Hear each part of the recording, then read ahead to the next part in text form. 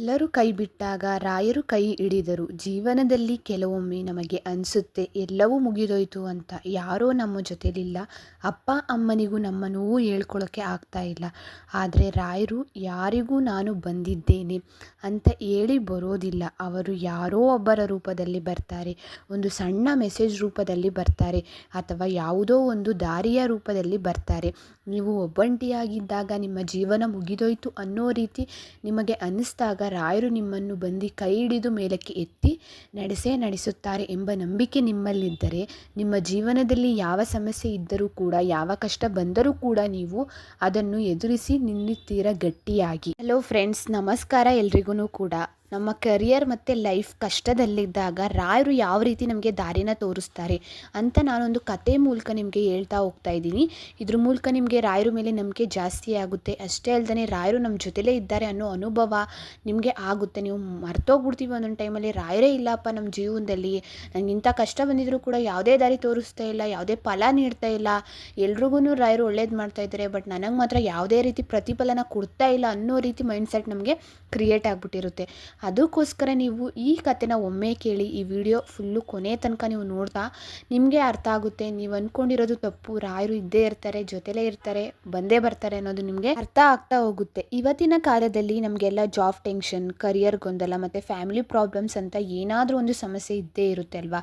ಯಾರು ಎಷ್ಟೇ ದುಡಿದ್ರೂ ಕೂಡ, ಎಷ್ಟು ಶ್ರೀಮಂತರಾಗಿರ್ಬೋದು, ಬಡವರಾಗಿರ್ಬೋದು, ಎಂಥವ್ರಿಗಾದ್ರೂ ಒಂದಲ್ಲ ಒಂದು ಸಮಸ್ಯೆನ ಭಗವಂತ ಇಟ್ಟಿರ್ತಾನೆ. ಇವೆಲ್ಲದರ ನಡುವೆ ನಾವು ಪವಾಡಗಳನ್ನ ಕೇವಲ ಹಳೆ ಕಾಲದ ಕತೆ ಅನ್ಕೋತೀವಿ. ಇದೆಲ್ಲ ಸುಮ್ಮನೆ ಏನೋ ಒಂದು ಮೂಢನಂಬಿಕೆ, ಜನಗಳ ನಂಬಿಕೆ, ಅದು ಏನು ಅದರಿಂದ ಸಾಧ್ಯ ಆಗೋದೇ ಇಲ್ಲ ಅಂತ ನಾವು ಮೈಂಡ್ಸೆಟ್ನ ಕ್ರಿಯೇಟ್ ಮಾಡ್ಕೊಬಿಟ್ಟಿರ್ತೀವಿ. ಆದರೆ ಇವತ್ತು ನಾನು ನಿಮಗೆ ಇಂದಿನ ಜನ್ರೇಷನ್ನ ಒಬ್ಬ ಹುಡುಗನ ಲೈಫ್ ಬಗ್ಗೆ, ನಾನು ರಾಯರ ಪವಾಡದ ಬಗ್ಗೆ, ಅವನ ಲೈಫಲ್ಲಿ ಯಾವ ರೀತಿ ರಾಯರ ಪವಾಡ ವರ್ಕೌಟ್ ಆಯಿತು ಅನ್ನೋದ್ರ ಬಗ್ಗೆ ನಾನು ಹೇಳ್ತಾ ಹೋಗ್ತಾ ಇದ್ದೀನಿ.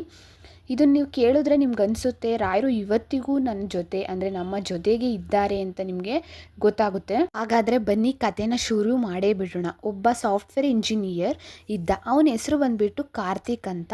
ಅವನು ಆಫೀಸ್ನಲ್ಲಿ ತುಂಬ ಸ್ಟ್ರೆಸ್, ಭಯ ಮತ್ತು ಸಾಲದ ಹೊರೆ. ಅವನು ತುಂಬಾ ಪ್ರಾಕ್ಟಿಕಲ್ ಆಗಿದ್ದವನು. ಅಷ್ಟಾಗಿನ ದೇವ್ರನ್ನ ನಂಬ್ತಿರ್ಲಿಲ್ಲ. ಆದರೆ ಒಂದು ದಿನ ಅವನಿಗೆ ತುಂಬ ಅಂದರೆ ತುಂಬಾ ಬೇಜಾರು, ಹತಾಶೆ, ಏನೋ ಒಂಥರ ನೆಮ್ಮದಿನೇ ಇಲ್ಲ. ಎಷ್ಟು ದುಡಿತಾ ಇದ್ರೂ ಕೂಡ ಲೈಫಲ್ಲಿ ನೆಮ್ಮದಿ ಇಲ್ಲ, ಖುಷಿ ಇಲ್ಲ, ಏನಕ್ಕೆ ಈ ಥರ ಆಗ್ತಾಯಿದೆ ಅನ್ನೋ ರೀತಿ ಅವನಿಗೆ ಡಿಪ್ರೆಷನ್ಗೆ ಹೊಟ್ಟೋಗ್ಬಿಟ್ಟಿರ್ತಾನೆ.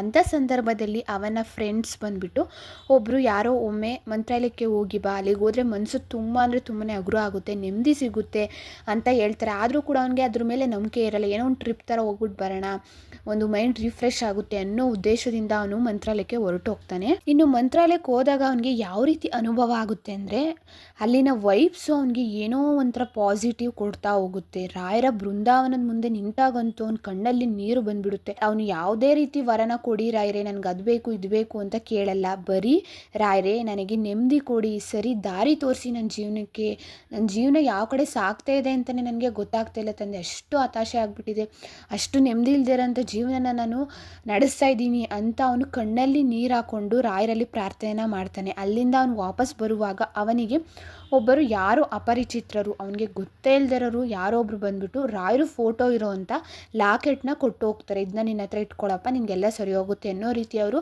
ಲಾಕೆಟ್ನ ಕೊಟ್ಟು ಹೊರಟೋಗ್ತಾರೆ. ನಿಮಗೆ ಮೇಯ್ನು ಒಂದು ವಿಷಯನ ತಿಳಿಸ್ಬೇಕು ಫ್ರೆಂಡ್ಸ್. ಅದು ಯಾವ ಥರ ಅಂದರೆ, ನೀವು ರಾಯರಲ್ಲಿ ಕೇಳೋ ಅಂಥ ವಿಧಾನನೂ ಕೂಡ ತುಂಬಾ ಇಂಪಾರ್ಟೆಂಟ್ ಅಂತಲೇ ಹೇಳ್ಬೋದು. ರಾಯರು ಕೊಟ್ಟಿಲ್ಲ ಅನ್ನೋ ಬದಲು ನೀವು ಯಾವ ರೀತಿ ರಾಯರನ್ನ ಕೇಳ್ಕೊತಾ ಇದ್ದೀರಾ, ಬೇಡ್ಕೊತಿದ್ದೀರಾ ಅನ್ನೋದು ತುಂಬಾ ಇಂಪಾರ್ಟೆಂಟ್ ಆಗುತ್ತೆ.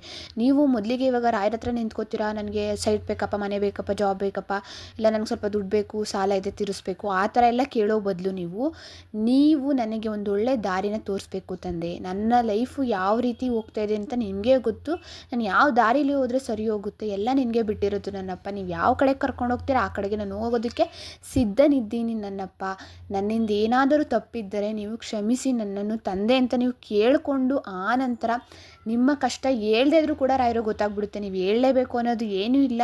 ನೀವು ಯಾವ ಉದ್ದೇಶದಿಂದ ರಾಯರನ್ನ ಪೂಜೆ ಮಾಡ್ತಾ ಇದ್ದೀರಾ, ರಾಯರು ವ್ರತ ಮಾಡ್ತಾ ಇದ್ದೀರಾ, ರಾಯರು ಸೇವೆ ಮಾಡ್ತಾ ಇದ್ದೀರಾ ಅಂತ ರಾಯರಿಗೆ ಚೆನ್ನಾಗೇ ಗೊತ್ತಿರುತ್ತೆ. ಏನು ಕೊಡಬೇಕು ಏನು ಕೊಡಬಾರ್ದು ಅಂತಲೂ ರಾಯರಿಗೆ ತಿಳಿದಿರುತ್ತೆ.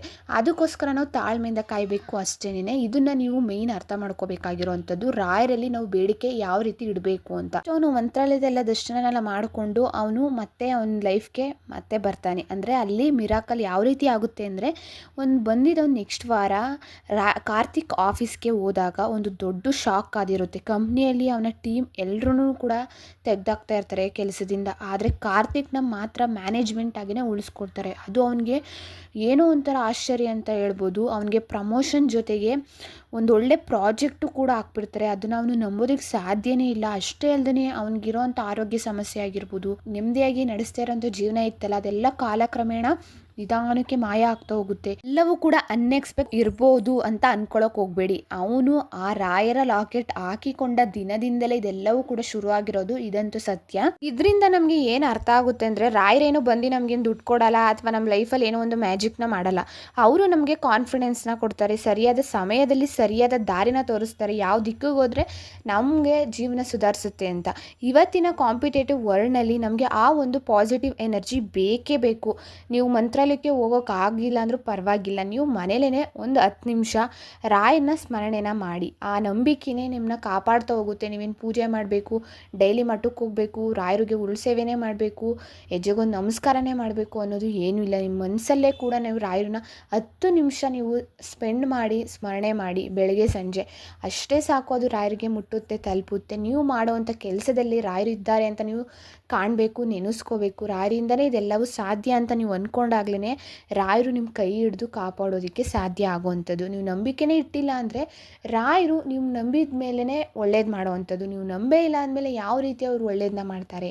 ನೀವು ನಂಬಿಲ್ಲದೆ ಇದ್ರೂ ಕೂಡ ನಿಮ್ಮ ಲೈಫಲ್ಲಿ ಒಂದು ಘಟನೆಯನ್ನು ಅವರು ಸೃಷ್ಟಿನ ಮಾಡಿ, ಅಂದರೆ ಅಂಥ ಸಂದರ್ಭದಲ್ಲಿ ರಾಯರು ನಿಮ್ಮ ಲೈಫ್ಗೆ ಪ್ರವೇಶನ ಮಾಡಿ ಅವರು ನಂಬಿಕೆನ ಗಳಿಸ್ಕೋತಾರೆ. ಗೊತ್ತಾ, ರಾಯರು ಭಕ್ತರಾಗಬೇಕು ಅಥವಾ ರಾಯರು ಪೂಜೆ ಮಾಡಬೇಕು ಅಂದರೆ ಅದು ಸುಮ್ಮನೆ ಸುಲಭವಾದ ಮಾತಲ್ಲ ಅಂತಲೇ ಹೇಳ್ಬೋದು. ಅದು ರಾಯರು ಅನುಮತಿ ಕೊಟ್ಟಿದ ಮೇಲೆ ನಾವು ಅವ್ರನ್ನ ಪೂಜಿಸೋದಕ್ಕೆ ಸಾಧ್ಯ ಆಗುವಂಥದ್ದು. ಯಾವುದಕ್ಕೂ ಕೂಡ ಕುಗ್ಬಾರ್ದು. ರಾಯರನ್ನ ನಂಬಿದ ಮೇಲೆ ನೀವು ರಾಯರು ಪೂಜೆ ಮಾಡ್ತಾ ಇದ್ದೀವಿ ಅಂದಮೇಲೆ ನೀವೇನಕ್ಕೆ ಭಯ ಪಟ್ಕೋಬೇಕು? ನೀವು ಒಬ್ಬಂಟಿ ಅಂತ ಏನಕ್ಕೆ ಅನ್ಕೋಬೇಕು? ಅನ್ಕೊಳ್ಳೋಕ್ಕೆ ಹೋಗಬೇಡಿ. ನಿಮಗೆ ಯಾರು ಇಲ್ಲ ಅಂತಂದಾಗ ಮಂತ್ರಾಲಯದಲ್ಲಿ ಆ ಯತಿರಾಜರು ನಿಮ್ಮ ಜೊತೆ ಇರ್ತಾರೆ. ಕೇವಲ ರಾಯರೇ ಅಂತ ನೀವು ಒಮ್ಮೆ ಕರೆದು ನೋಡಿ, ನಿಮ್ಮ ಕಣ್ಣೀರನ್ನು ಅವರು ಒರೆಸುತ್ತಾರೆ. ಇದ್ದಂತೂ 100% ಸತ್ಯ ಅಂತಲೇ ಹೇಳ್ಬೋದು. ಅಷ್ಟು ಮಟ್ಟಿಗೆ ರಾಯರು ನಮ್ಮನ್ನು ಕಾಪಾಡ್ತಾರೆ. ಇನ್ನು ರಾಯರ ಬಗ್ಗೆ ನಿಮ್ಗೆ ಏನೇ ಅನುಮಾನಗಳಿದ್ರೂ ಅದನ್ನ ಇವತ್ತಿಗೆ ಬಿಟ್ಬಿಡಿ. ನೀವು ಮಾಡೋವಂಥ ಕಾರ್ಯನ ನೀವು ಅಚ್ಚುಕಟ್ಟಾಗಿ ಮಾಡಿ, ಪ್ರತಿಫಲನ ಆ ರಾಯರಿಗೆ ಬಿಟ್ಬಿಡಿ. ರಾಯರು ಯಾವುದಾದ್ರೂ ಮೂಲಕ ಕೊಟ್ಟೇ ಕೊಡ್ತಾರೆ. ಅವರೇನು ಅವ್ರ ಹತ್ರ ಇಟ್ಕೊಳ್ಳೋದಕ್ಕೆ ಹೋಗೋದಿಲ್ಲ ಅಂತಲೇ ನಾನು ಹೇಳ್ಬೋದು. ಇನ್ನು ನಿಮ್ಮ ಲೈಫಲ್ಲಿ ಯಾವುದು ಈ ಥರ ನಿಜ ಘಟನೆಗಳು ಅಂದರೆ ರಾಯರು ಪವಾಡಗಳು ಯಾವುದಾದ್ರೂ ನಡೆದಿದ್ರೆ ನೀವು ಕಮೆಂಟಲ್ಲಿ ನೀವು ನಿಮ್ಮ ಅನುಭವನ ಹಂಚ್ಕೊಳ್ಳಿ. ಇನ್ನೂ ಹಲವಾರು ಜನಕ್ಕೆ ಅದು ಮಾದರಿಯಾಗುತ್ತೆ, ಒಂದು ಎನರ್ಜಿ ಕೊಡುತ್ತೆ. ಅವ್ರಿಗೆ ಈ ಥರ ಆದಮೇಲೆ ನನ್ನ ಲೈಫಲ್ಲೂ ರಾಯರು ಬರ್ತಾರೆ, ಒಂದಲ್ಲ ಒಂದಿನ ನನಗೂ ಕೂಡ ಒಂದು ಒಳ್ಳೇದನ್ನ ಮಾಡೇ ಮಾಡ್ತಾರೆ ಅನ್ನೋ ನಂಬಿಕೆ ಜಾಸ್ತಿ ಆಗ್ತಾ ಹೋಗುತ್ತೆ. ಈ ವಿಡಿಯೋ ನೋಡಿ ನಿಮಗೆ ಸ್ವಲ್ಪನಾದರೂ ಧೈರ್ಯ, ನಂಬಿಕೆ ಬಂದಿದ್ದರೆ ದಯವಿಟ್ಟು ಈ ವಿಡಿಯೋನ ಕಷ್ಟದಲ್ಲಿರೋ ನಿಮ್ಮ ಒಬ್ಬ ಫ್ರೆಂಡ್ಸ್ಗೆ ಅಥವಾ ಫ್ಯಾಮಿಲಿ ಮೆಂಬರ್ಸ್ಗೆ ಶೇರ್ನ ಮಾಡಿ. ರಾಯರು ಎಲ್ರಿಗೂ ಕೂಡ ಒಳ್ಳೇದನ್ನ ಮಾಡಲಿ. Thank you for watching.